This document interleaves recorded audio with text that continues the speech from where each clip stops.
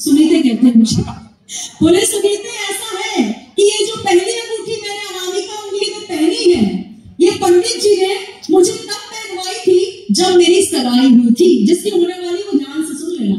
जब मेरी सगाई हुई थी, पंडित जी ने मंत्र पढ़े और मैंने वो अंगूठी पहनाई अपनी होने वाली पत्नी को। और जब शादी हुई, पंडित जी ने फेरे पढ़वाए, उसके बाद ये 8 अंगूठियां पहननी पड़ी है। राहु, केतु, शनि, मंगल, बुध।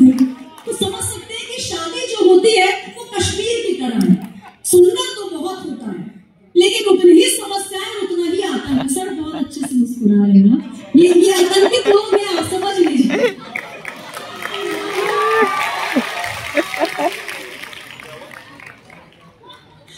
तो देखिए, जो इस आतंक से आतंकित है वो समझ सकता है। अनूप भोगरे जी मुझे थोड़ी देर पहले बिल्कुल 36 में से 32 में 36 दांत नजर आ रहे, कोलगेट में नमक है क्या? अनूप भोगरे जी से मैंने पूछा वाजपेयी से, शादीशुदा जिंदगी कैसी चल रही? कविताएं तो बहुत लिखी है अपने लड़कियों पर, लेकिन शादीशुदा जिंदगी कैसी चल रही है? बोले सुनीता ऐसा है कि अब मैं भी कवि हूँ, तो कवि के लिए अंदाज में जवाब दूंगा। तब भोगरे जी का जवाब क्या आया सुनिएगा कि ये शादी नहीं आसान, बस इतना समझ लीजिए। ये शादी नहीं आसान, बस इतना समझ लीजिए। सल्फास की गोली है और चूस के खाना है।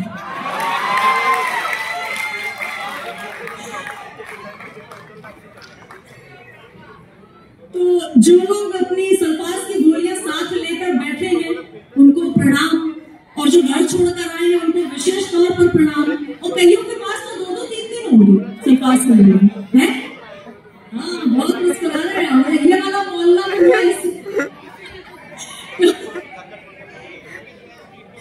तो ये देखिए, ये हंसते हंसाने का क्रम है। और हमारा ये मानना होता है कि कवियों का धर्म है कि आपके चेहरे पर मुस्कान आए। और देखिए, अब तो दिवाली पूजन होने वाला है। दिवाली के पहले आता है सर करवा चौथ। करवा चौथ में किसका पूजन होता है? कौन को पता है? नहीं, ये जानकारी जरूरी है आपकी। पति के साथ एक और प्राणी है जिसका पूजन होता है। नहीं पता? लक्ष्मी जी के पास उनका वहां उल्लू पहुंचा, माते 9 दुर्गे आई, आपने अपना पूजन करवा लिया, अभी दिवाली आएगी, अपना पूजन करवा लेंगे, हम तो बेचारे ऐसे ही रहे। तब उन्होंने कहा कि देखो, करवा चौथ का जब दिन आएगा तो सिर्फ 2 ही प्राणियों की पूजा होगी, एक पति और एक, समझ गए?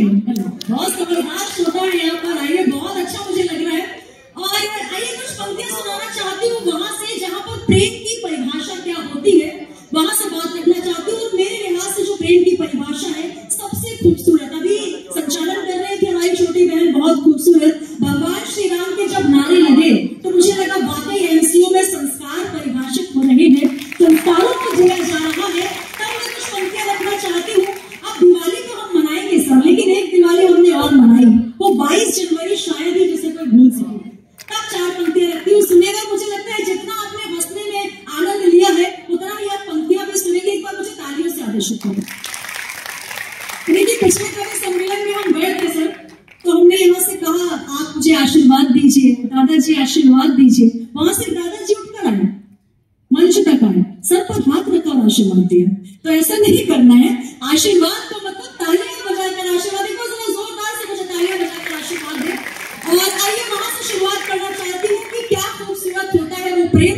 तब पंक्तियां रखती हूँ, सुनिएगा। और उस दिवाली को मैं जीना चाहती हूँ कि भव्य मंदिर बना है मेरे राम का, भव्य मंदिर बना है मेरे राम का, भाग्य जागा है फिर से अवध धाम का, भाग्य जागा है फिर से अवध धाम का। छोड़ तंबू सिंहासन विराजे प्रभु, छोड़ तंबू सिंहासन विराजे प्रभु, भाग्य जागा है फिर से अवध धाम का, भाग्य जागा है फिर से अवध धाम का। तो भाग्य अवध का भी जागा है, भाग्य हमारा भी जागा है। और देखिए, हम ताजमहल को बचपन निशानी के तौर पर। कभी हम गिफ्ट दिया करते थे किसी को प्रेम की निशानी पर, सर आपने भी दिया होगा, तो एक ताजमहल हुआ करता था और वो दिया करते थे। लेकिन सबसे खूबसूरत अगर प्रेम की निशानी है तो वो प्रेम की निशानी मेरे लिहाज से, और आप सब पंक्तियां सुनेंगे, राम सेतु से बढ़कर प्रेम की अमिट निशानी कोई नहीं हो सकती। एक पति अपनी पत्नी, अपनी प्रेमिका के लिए 100 योजन समुद्र को जब लांघ जाता है, उससे खूबसूरत कोई निशानी शायद ही होगी। और आप सभी यहाँ पर बुद्धिजीवी वर्ग के लोग हैं, आप जब आगे जाएंगे तो कहीं ना कहीं इस बात को विचारेंगे, तब 4 पंक्तियां रखनी सुनेगा कि राम सिया संग अमिट प्रेम की दिव्य निशानी न होगी, राम सिया संग अमिट प्रेम की दिव्य निशानी न होगी, शबरी जैसी राम प्रभु की प्रेम दीवानी न होगी, और भले ताजमहल को प्रेम का तुम मंदिर मानो, लेकिन राम सेतु सम प्रेम की ऐसी अमिट निशानी न होगी, राम सेतु सम अमिट प्रेम की दिव्य निशानी न होगी। और आइए देखिए, यहाँ पर बहुत सारा संख्या में जब यहाँ पर छात्र बैठे हुए हैं, यहाँ पर छात्राएं भी हैं, और नारियां जब श्रृंगार करती हैं तो हाथों में चूड़ियां पहनती है, माथे पर तिलक लगाती है। लेकिन जब बात होती है देश की रक्षा की, क्योंकि अब जो हालात बने हैं वहां पर नारियां अपनी रक्षा करना भी जानती है। आइए 4 पंक्ति में बात रखना चाहती हूँ कि मैं क्या लिखती हूँ, और जर्नलिज्म की जब बात होती है, क्योंकि आपके 20 से आती हूँ, 4 पंक्तियों शुरुआत करती हूँ, थोड़ा तेवर बदलना चाहती हूँ, सुनेगा कि न बंदूकें न खंजर न लाए कोई औजार है, न बंदूकें न खंजर न लाए कोई औजार है, माँ भारती के हम पुजारी हमारे शब्द शब्द हथियार हैं, माँ भारती के हम पुजारी हमारे शब्द शब्द हथियार हैं, और खोलते फूकी स्याही से हमने लिखे चंद अशार हैं, खोलते फूकी स्याही से हमने लिखे चंद अशार हैं, और नहीं खाती कलम खौफ हमारी, हम चलते फिरते अखबार हैं, हम चलते फिरते अखबार हैं। और यही हमें सिखाया गया है पत्रकारिता में। लेकिन 4 पंक्तियां और रखना चाहती हूँ कि नारी जब श्रृंगार करती है, प्रेम में होती है, जब बात देश की होती है, तब मेरी कलम क्या लिखती है, सुनेगा। और आइए सभी अतिथियों का मैं यहाँ से स्वागत करना चाहती हूँ मंच से। सर आप बहुत जल्दी आए, स्वागत है आपका, हम थोड़ा जल्दी शुरू हो गए। एक बार मैं अपने कवियों से कहूंगी हमारे इस एमसीयू परिवार के लिए एक बार जरा जोरदार तालियां बजाएं, बहुत खूबसूरत मंच सजाया है। 4 पंक्तियां रखती हूँ, ज्यादा प्राण आपकी नहीं पीऊंगी, और सर आप तो बहुत देर से आए इसलिए कुछ ही सुन पाएंगे, सुनेगा।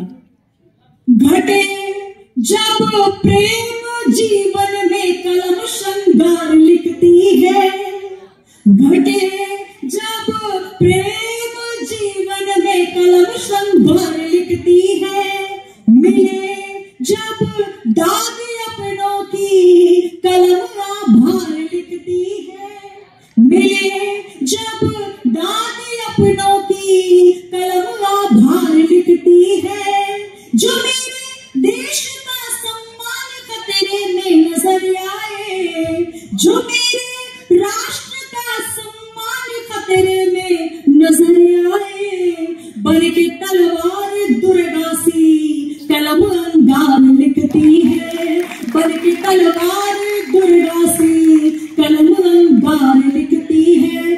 और जब यहाँ पर ये बच्चियां बहुत सुंदर रन वॉक कर रही थी, एक सुंदर परिवार, लेकिन जब आप बाहर निकलते हैं तो कहीं ना कहीं एक डर का माहौल है। सर वो 4 पंक्तियां रखना चाहती हूँ, कहीं वो धर्म निभाना चाहती हूँ, सुनेगा कि पढ़ो बेटियां बढ़ो बेटियों, पढ़ो बेटियों बढ़ो बेटियों, पर खुद को तैयार करो, पढ़ो बेटियों बढ़ो बेटियों, पर खुद को तैयार करो, कलम थाम कर लिखो इबारत, पर हाथों तलवार धरो, कलम थाम कर लिखो इबारत, पर हाथों तलवार धरो, नर पिशाच तन धारण करके इस धरती पर विचर रहे, नर पिशाच तन धारण करके इस धरती पर विचर रहे, धरो रूप रणचंडी का तुम दानव का संहार करो, दानव का संहार करो। बहुत शुक्रिया। तो 4 पंक्तियों के साथ अपनी वाणी को विराम देना चाहती हूँ इस खूबसूरत एमसी महोत्सव को, कि ये गया वक्त जो आपने जिया, ये गया वक्त ख्वाबों की तरह। ये गया वक्त याद आएगा ख्वाबों की तरह, आने वाला ये वक्त महक जाएगा गुलाबों की तरह, और अपने चेहरे पर मुस्कान के मोती को सजाए रखना मेरा दावा है, तू नजर आएगा नवाबों की तरह, नवाबों की तरह। बहुत शुक्रिया।